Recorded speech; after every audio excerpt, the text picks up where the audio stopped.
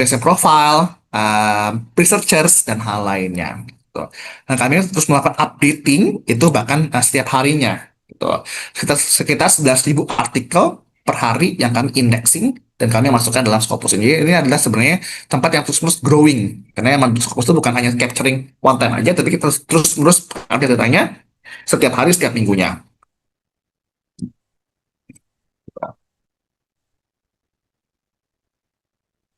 Oke, nanti kami punya ini ya. Nah, kami di Scopus AI. Nah, tadi kalau lihat di Scopus itu di dalam um, landscape of para peneliti itu kita punya tadi beberapa challenges.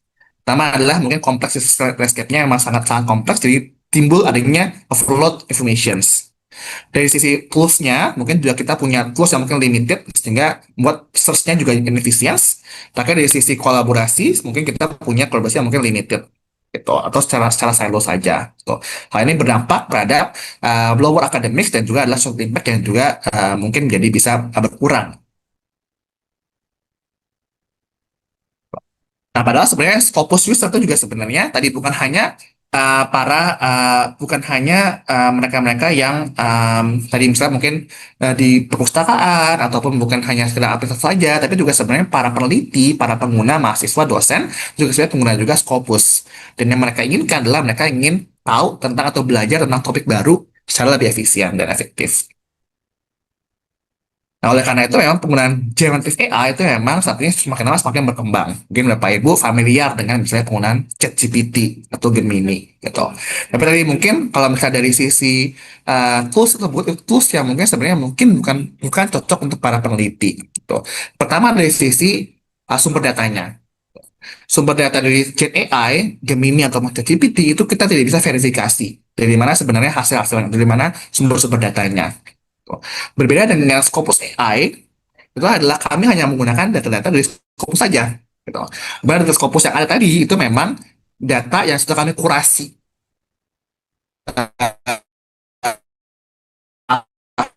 Hanya data yang kami masukkan dalam Scopus. Tuh. Juga di Scopus AI ini memang juga digunakan untuk berbagai macam hal yang memang kami tunjukkan kepada peneliti. Pertama adalah untuk bisa mengetahui sebenarnya topik apa yang memang saat ini esensial atau topik yang memang penting dari para peneliti. Apa topik-topik yang saat ini berkembang, emerging, gitu. Dan siapa siapa aja peneliti yang memang saat ini memang apa namanya top di bidang tersebut. Gitu. Di mana hal ini memang menjadi berbeda ketika kita menggunakan dengan Gen AI, ChatGPT tadi gitu. Karena itu hal tersebut pasti lack of transparansi. Kita tidak tahu sebenarnya transparansi data tersebut itu dari mana, datanya dapat dari mana. Oh. Terus kalau saya memang digunakan, emang tujuannya adalah untuk bisa memberikan gambaran lebih mudah ketika Bapak Ibu menggunakan Scopus tadi, kita bisa rangkumkan dengan berbagai macam hal di Scopus AI ini. Tuh. Jadi tujuannya untuk bisa Bapak Ibu menggunakan untuk mencari reference yang mungkin lebih cepat. Tuh. Untuk bisa juga mengetahui topik-topik dengan lebih mudah. Selain itu juga bisa juga membuat understanding yang lebih dalam.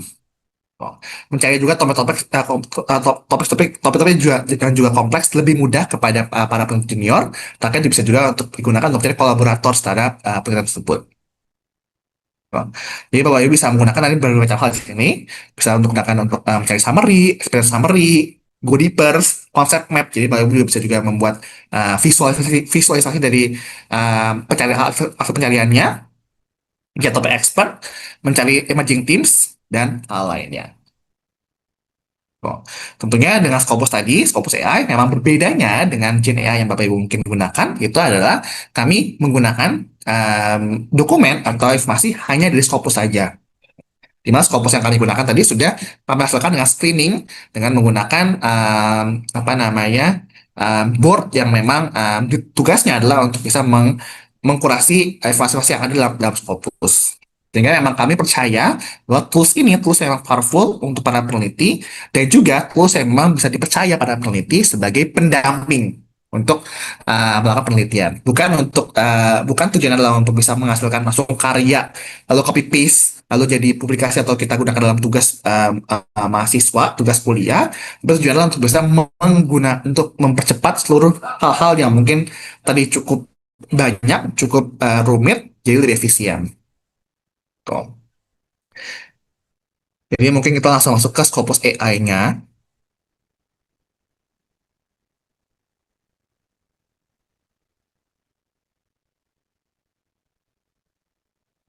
Oke,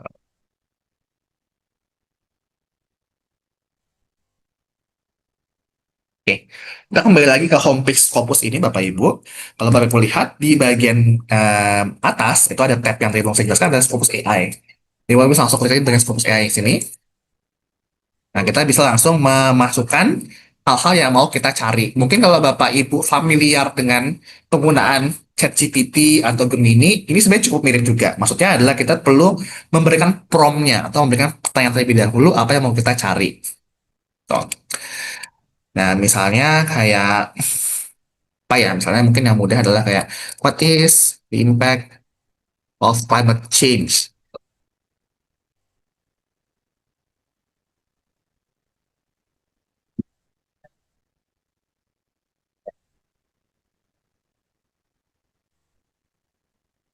Nah, pertama Bapak Ibu, ketika menggunakan AI, mungkin hal yang juga menjadi kekhawatiran kita, yang mungkin jadi pembeda juga dengan AI lain, yaitu adalah kita sebenarnya tidak pernah benar-benar tahu AI itu bagaimana cara dia melakukan pencariannya, atau bagaimana dia melakukan cara berpikirnya. Gitu. Nah, di Scopus AI ini, kami menunjukkan bagaimana cara AI kami itu bekerja dengan ada namanya Copilot Step ini. Jadi kami menunjukkan sebenarnya ketika saya melakukan pertanyaan what is the impact of climate change, itu tunjukkan sebenarnya bagaimana AI kami itu melakukan pencarian dari step by stepnya. Tuh. Jadi pertama adalah saya hanya tanya impact of climate change saja. Gitu. Tapi AI kami itu memberikan respons atau memberikan pencariannya itu adalah impact. Itu dia gambarkan lagi. What is the meaning of impact? Akhirnya dia memberikan impact terhadap environment, ekonomi, dan juga society. Jadi natural language kami itu bekerja gitu untuk dari satu pertanyaan yang sederhana, kami akhirnya bisa memberikan gambaran yang mungkin lebih kompleks, lebih lebih broad untuk bisa digunakan pada peneliti lebih dalam. Satu, kedua adalah dari sisi keyword yang akhirnya kami kembangkan. Gitu. Pertama, saya hanya masukkan keywordnya adalah climate change saja. Gitu. Tapi Scopus AI akhirnya bisa juga memberikan apa keyword-keyword yang mungkin berhubungan dengan climate change. Ada global warming, climate crisis, environmental change, dan hal lainnya. Pun juga dari sisi keyword yang digunakan. Jadi karena memang saya melakukan impact, itu bisa juga dengan impact, effect, influence, or consequences. Mereka terhadap apa tadi untuk environment, ekosistem, biodiversity dan hal lainnya. Dari sisi ekonomi misalnya mitigation, business dan hal lainnya. Dan kami tunjukkan di sini bagaimana sebenarnya one keyword yang memang atau one prompt yang memang cukup sederhana kami kembangkan langsung dengan AI ini dan kami tunjukkan bagaimana AI ini bekerja gitu. Dari sisi pencariannya, keywordnya seperti apa yang berhubungan, dari sisi metodologinya seperti apa. Karena saya akan menunjukkan ada untuk apa namanya summary-nya ini adalah seperti ini. Ini ada impact climate seperti ini, ada environmental, economic dan juga adalah the social impact dan biodiversity dan hal lainnya. Nah, bisa langsung lihat untuk apa sih sebenarnya kesimpulannya. Tuh.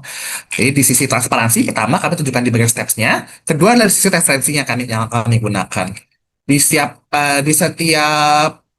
klaim atau setiap statement yang kami tulis itu kami menunjukkan juga untuk klaim ini dapat dari mana. Kita bisa langsung lihat referensinya dari mana. Satu dari mana, dua dari mana dan hal lainnya. Gitu. Dan referensi yang akan gunakan hanya tok dari Scopus saja. Sehingga memang referensi ini juga referensi yang memang lebih berkualitas. Itu karena memang kami menggunakan hanya dari referensi dari Scopus abstrak saja. Dia tidak menggunakan misalnya sosial media, atau Wikipedia, dan hal lainnya. Jadi ini adalah bagian kami untuk bisa menunjukkan bagaimana kami transparan terhadap pengguna AI, itu adalah di setiap respons yang kami gunakan, itu adalah kami menunjukkan referensi dari mana. Tuh. Sehingga Bapak Ibu ketika melihat klaimnya seperti ini, Bapak Ibu juga akhirnya bisa juga untuk saya tahu lebih lanjut. Oh, misalnya klaim ini dapat dari jurnal jadi artikel ini soal economic impact of climate change. Bapak Ibu bisa untuk tahu lebih lanjut atau apa namanya melihat lebih lanjut. Tuh. Dengan klik misalnya, bisa langsung lihat juga si dokumentasinya, abstraknya dan hal lainnya. Dia akan nyambung ke bagian Scopus yang tadi yang awal. Tuh. Selain itu, baru juga bisa lihat di bagian ini. Dia ada juga untuk experience summary. Kalau misalnya summary yang mungkin terlalu pendek, kita bisa bagian bisa lihat kita bisa lihat untuk summary yang mungkin lebih dalam, yang lebih panjang. bisa dibuat dalam bentuk expense summary di sini. Jadi kita bisa melihat lebih lanjut lagi apa sih sebenarnya yang mau kita apa sih sebenarnya informasi lebih lanjut tentang si climate change ini. Gitu. Kalau kita bentuk dalam bentuk expense summary-nya. Tuh. Pun juga di sini bisa juga untuk lihat di bagian pertanyaan-pertanyaannya, kita bisa juga untuk lihat apa sih memang pertanyaan-pertanyaan yang mungkin bisa berhubungan lebih lanjut dengan topik yang kita lihat. Jadi misalnya kita awalnya cuma impact of climate change, lalu misalnya kita bisa juga go deeper, mau lihat kira-kira yang mungkin berhubungan dengan hal tersebut apa. Gitu.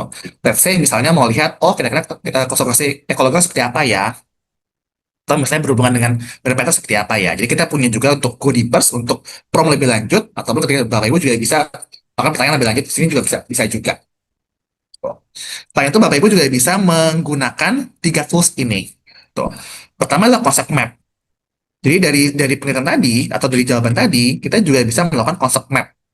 Tuh. Climate change impact-nya itu berhubungan dengan apa sih? Oh, ternyata berhubungan dengan social consequences, economic effect, dan juga impact misalnya. Jadi bisa juga dilihat digambarkan dengan lebih mudah dengan konsep ini. Terus ada konsep-konsepnya misalnya berhubungan dengan misalnya apa nih, climate refugee, migration, dan hal lainnya. Nah, kita bisa juga klik sini Bapak Ibu untuk melihat kenapa climate change berhubungan dengan konsekuensi berhubungan dengan migrations. Kita di sini ada penjelasannya. Jadi kita bisa juga untuk klik di bagian-bagian penjelasan lebih lanjut untuk mengetahui kenapa akhirnya dia end up climate change berhubungan dengan migrations. Nah, kita bisa lihat di sini ada penjelasannya, pun juga ada referensinya. Tuh. Juga tadi untuk di-download untuk penggambarannya.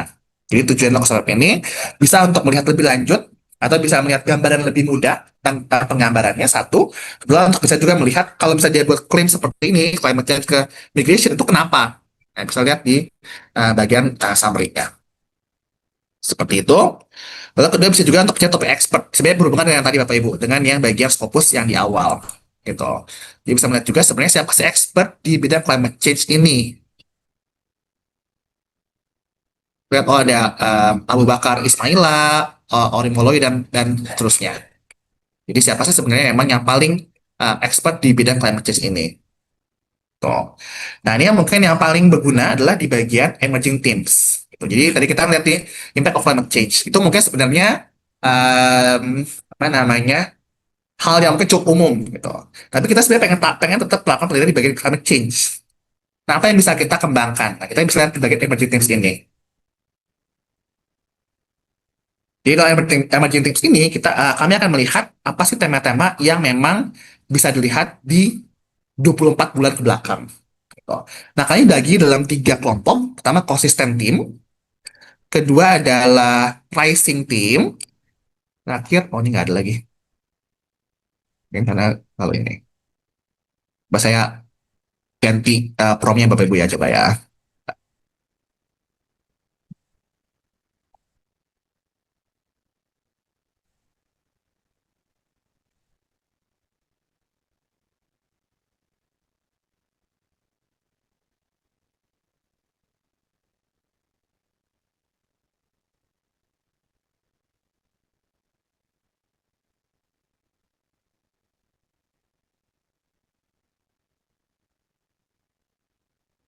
Emerging teams misalnya, dan tema ini.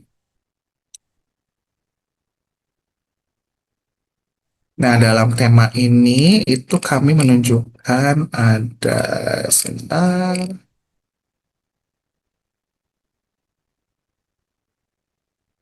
Oh, oke. Jadi dalam emerging teams itu kami akan menunjukkan tiga tema. Kalau memang ada. Jadi pertama kami punya consistent team, kedua adalah rising team, terakhir adalah novel team. Di rising team ini itu sebenarnya kami menunjukkan bagaimana apa sih sebenarnya tema-tema yang sudah konsisten, tema-tema yang sebenarnya banyak sudah teliti. Gitu. Bisa lihat di sini bahwa sebenarnya di sepanjang 24 bulan ke belakang kami melihat bahwa sebenarnya ada tema tentang financial leadership and employee engagement itu 24 dokumen di tahun lalu, sorry 29 dokumen di tahun lalu dan 24 dokumen di setahun ke belakang. Jadi sebenarnya sudah banyak nih yang meneliti di topik-topik seperti ini gitu. Lalu misalnya kita juga melihat ada rising team. Threat of leadership in education. Terlihat di sini bahwa sebenarnya untuk dokumen-dokumen ini kita lihat bahwa sebenarnya di tahun lalu itu masih sedikit sampai dokumennya, tapi tahun ini makin banyak. Nah, mungkin kita jadi akan bisa grab opportunity-nya. Oh, karena lagi banyak juga yang meneliti tersebut, kita juga ikutan juga deh meneliti hal tersebut. Karena lagi banyak, tahun lalu belum banyak, tahun ini sudah mulai banyak deh yang melakukan penelitian hal tersebut. Jadi mungkin lagi rising, lagi banyak yang melakukan penelitian tersebut. Tuh. Terakhir adalah di bagian novel team. Di sini, Data Leadership and Teaching Innovation. Gitu. Ternyata kalau misalnya untuk penelitian ini, itu di tahun lalu belum ada sama sekali. Tahun ini masih satu dokumen doang. Jadi sebenarnya di sini kita misalnya mau atau kita misalnya adalah tentang penelitian professional leadership gitu. Tapi sebenarnya apa yang bisa kita eksplor lagi ya? Oh, ternyata yang belum banyak penelitiannya masih sedikit sekali itu hanya di bagian teaching innovation. Jadi akhirnya kita bikin bisa consider juga untuk masuk ke yang sama. Gitu. Pun juga di sini kami juga tunjukkan juga untuk kira-kira hipotesis apa yang mungkin bisa hipotesis apa yang mungkin bisa kita gunakan untuk tema-tema ini. Sehingga Bapak Ibu sebagai peneliti tentunya kita kan yang perlu kita lakukan adalah terus-menerus mencari novelty, terus-menerus mencari kebaruan. Nah, ini bisa digunakan untuk mencari-cari topik Bapak Ibu semua yang Bapak Ibu dalami, tapi di bagian apa yang, yang mau kita noveltikan. Nah, itu bisa untuk melihat di bagian tema-tema ini. Rising team, sudah banyak sebenarnya, konsisten team, rising team yang saat ini mulai berkembang, atau novel team yang sebenarnya sangat sedikit belum banyak yang melakukan penelitiannya. Jadi Bapak Ibu bisa manfaatkan di bagian emerging tips ini untuk Bapak Ibu bisa melakukan apa namanya mencari inspirasi ide-ide baru dari penelitian yang ada. Gitu. Mungkin terakhir di bagian expose AI ini itu adalah di bagian namanya adalah deep research. Gitu. Jadi Bapak Ibu juga bisa melakukan pertanyaan untuk misalnya yang mungkin butuh lebih detail dan mungkin butuh juga sebenarnya AI-nya itu lebih berpikir lebih tajam. Gitu. Misalnya kayak what is the impact of climate change? Ini pertanyaan basicnya. Tapi kita tambahkan lagi, misalnya kayak give me the evidence on only emerging countries. Lalu tambah lagi bisa give me the evidence only for health and for young generation. Also give the comparison uh, with only for health misalnya. So it's comparison between impact for young and old generation. Jadi bisa juga kita gunakan untuk deep research. Itu adalah kalau kita punya mungkin prompt yang lebih detail, lebih banyak. Dan kita pengennya juga adalah si AI itu berpikirnya secara berjenjang. Gitu. Nah, kita bisa melakukan hal ini deep research. Kita bisa klik di sini. Gitu. Nah, ini nanti akan berpikir. Nah, berpikirnya mungkin sebenarnya cukup lama. Mungkin butuh sekitar berapa menit, 3 menit, 5 menit gitu. Nanti bentuknya adalah bentuknya report. Nah, mungkin saya coba tunjukkan mana yang sudah jadi.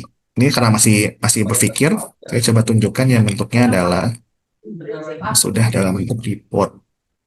Nah, ini adalah bentuk yang dimaksudnya Bapak Ibu semua. Saya pernah membuat prompt adalah what is the effect of climate change for the child under 17 and in the developing countries. Tuh. Nah, bentuknya akan seperti ini. Bentuknya akan jadi report. Jadi sebenarnya bentuknya mirip seperti kalau saya Bapak Ibu membaca apa namanya artikel seperti ini. Jadi akan kelihatan sebenarnya bagaimana hal tersebut dan ini bisa juga bentuk dalam PDF. Nah, tujuannya lagi-lagi Bapak Ibu, ini bukan untuk tujukan karena walaupun bentuknya seperti artikel, tujuannya bukan untuk Bapak Ibu tadi, bukan kayak, oh sudah ada artikelnya, sudah ada jawabannya, Bapak Ibu bisa langsung copy paste, gunakan sebagai tugas, gunakan sebagai penelitian, karena ini ketika di upload sebagai publikasi langsung ketahuan bahwa ini yang buat adalah AI. Gitu. Memang tujuannya bukan untuk kita tadi kan, bukan tujuannya untuk kita langsung membuat atau generating something. Gitu.